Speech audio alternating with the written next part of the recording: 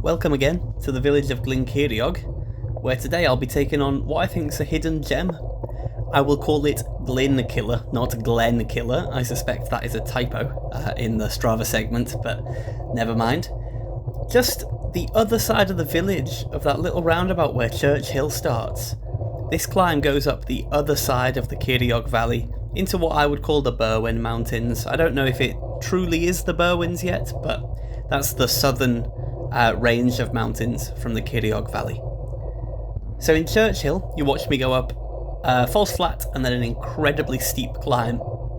This side is almost the same amount of elevation, but this climb is incredibly steady. Look at this beautiful surface, roughly 10% average, and that's really consistent for this whole climb, really. There's one corner where it gets steeper, and then of course, to compensate for that, it flattens off again afterwards. But it's just a really great climb for being quite tough. I mean, 2 and a bit km at 10% is that's a proper climb. That's, in my opinion, that's a climber's climb, as I like to call them. One you can really get your teeth into. You can debate whether you're gonna tackle parts of it out the saddle, seated, what gearing you want to be in. I'm sure if you're an absolute hotshot top-level hill climber, you'll be tackling this in the big ring, but I was not. I was seated and trying to spin, and I've gone a little bit deep there. My aim was to not really go above 350 watts, because I'm not in perfect shape at the moment, but I'm feeling okay. So this is roughly a 10-minute effort. I was thinking, if I aim for 350, there'll inevitably be times where you lower a fair bit from that, but maybe I'd end up with a 330-ish average, and that's kind of FTP. 10 minutes at FTP, having just done Glen 10 minutes at FTP and knowing that I was going to do Church Hill, same again, would have been a nice target for me. So, as you can see, front and back, it's not necessarily the most picturesque of climbs, but it's really lovely in that it's quiet, it's in the woods, it's this nice dense green foliage, but actually, to the right is steep hills down to the Ceiriog Valley, and it's almost like a balcony road. It's really quite pretty when your head is high enough to see over the hedge. So I enjoyed doing this, and this segment on Strava has so few people having attempted it. A local club, I say local to this sort of almost mid-Wales at this point, Mule CC, I think maybe they're just over the border in Shropshire. They seem to do it quite often. A lot of those lads seem to be really good hill climbers, so get my excuses in early for why I'm not particularly high on the Strava section. But not many people seem to know about this or seem to do it, and I really think, people go to Glyn Ceiriog to do Church Hill, and it might be a really nice other option to do a climb like this. I'm sure it's not super secret, I'm sure people know about it, but I've never really heard people around me talk about doing it, and it's a proper significant climb. I'm just approaching the area now where it steepens up a little bit, and if you see on the profile there of the climb, I'm approaching an almost 90-degree left-hand bend, and on Strava it says that is 25%. I don't necessarily think it got up to 25%. I never felt particularly troubled, and I don't think I used my 34 cassette, and 25% is pretty tough. But it looks pretty steep ahead of me, doesn't it? Maybe if it was just for a very short duration, that's not horrendously inaccurate, but we'll see. This lovely new asphalt they've got down does run the risk of being a little bit slippy. At 10%, that's not something you need to worry about too much, but because of the immense amount of tree cover, the road stays quite wet, and you can get wet leaves and stuff, but it's such a good surface, you don't really mind. Oh, Garmin saying 29, 30? Nah. I'm not having that. If you don't like steep gradients, don't be looking at my Garmin saying 35% here and going, well, I'll never make it up that. It's one short steep corner on an otherwise steadily steep climb. I suspect most hill climbers of most abilities would get up that. If you enjoy riding up hills, this will never truly trouble you, but it's hard enough to really sink your teeth into. So if you're in the area, I would recommend doing it. And even if you're in Llangollen, if you're, you know, someone who goes on holiday around that area, I'd recommend making the trip over to here. It's quieter this side of the Ceiriog. It's obviously a very nice climb, and yeah, this bit, top surface. I think I've ended the video before I start riding on what looks like the surface of the moon at the top, but it is good.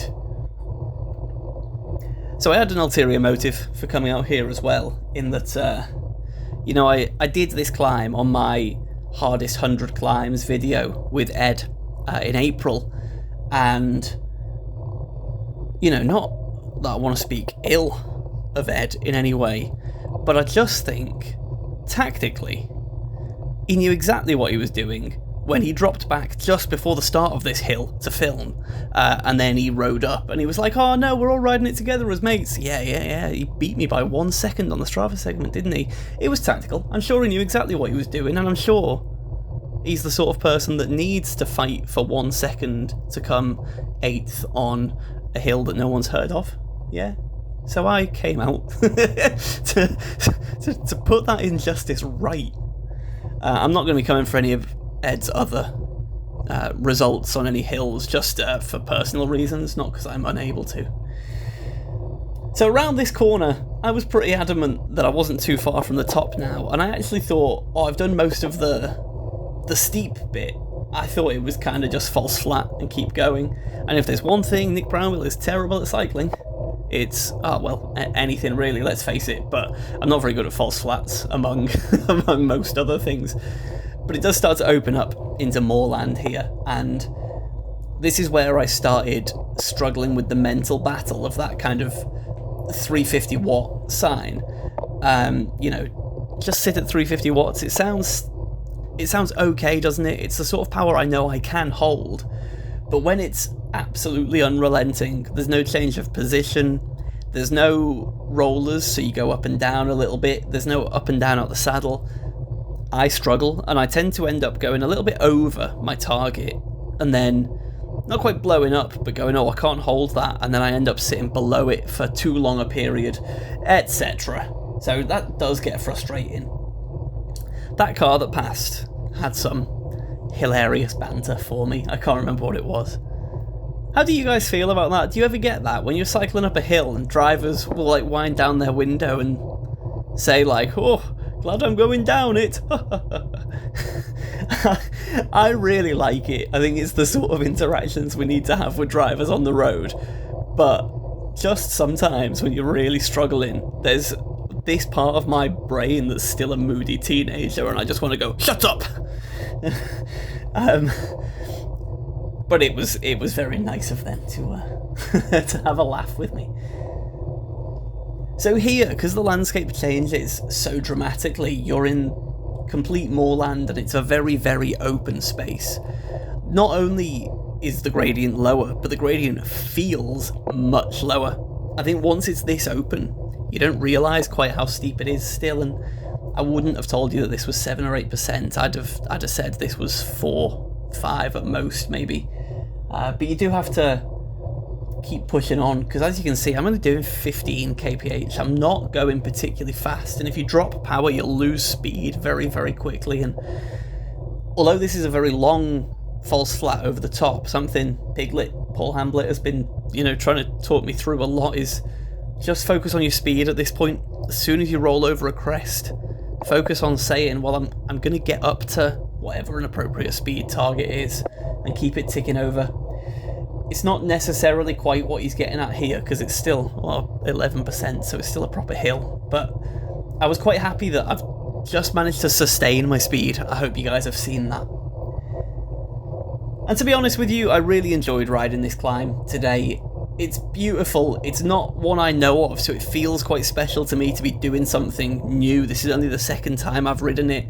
I was happy with my effort. I was absolutely blowing, so that's always a good thing when you're properly tired up a hill. And as you can see, I paced it pretty nicely with a steady 330 watt average and an almost flat power line, which for me is, well, yeah, good. It's better than what I normally do, so I'm quite content with that. And then, for the question you've all been asking, did I beat Ed? I perfectly drew with him. Of course I did. I was exactly 1 second faster than last time. Yeah, of course, I'm not actually bitter about that at all. That was just a joke. Please don't be like tagging Edward going, Nick's slagging you off on YouTube. I'm not. It was a joke. And at this left turn up ahead, we're approaching the end of this climb and the end of the good surface, unfortunately. Thank you very much for watching another climb video, guys.